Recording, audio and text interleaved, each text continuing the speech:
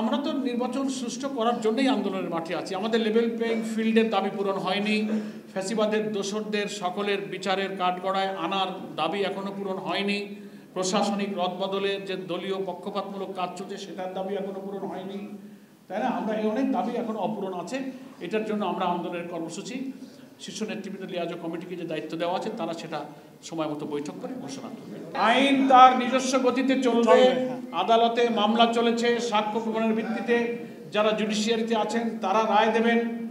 দেশে আইনের শাসন অন্তর্বর্তীকালীন সরকারের সময় আমরা যা দেখতে পাচ্ছি, নিরপেক্ষভাবে এই বিচার প্রক্রিয়া চলছে। ট্রাইব্যুনালগুলো একেবারে ওপেন, মানুষের কাছে খোলামেলা অনলাইনে বিচার কার্য সম্পন্ন করছেন। আগে যে সমস্ত রাজনৈতিক বিচার হয়েছে, সাজানো মামলা, সাজানো বাদী, সাজানো সাক্ষী, সাজানো এজাহার, সাজানো বিচারক, এই বিচার তো তা হচ্ছে না। ফলে এই বিচার প্রতি জাতির আস্থা আছে।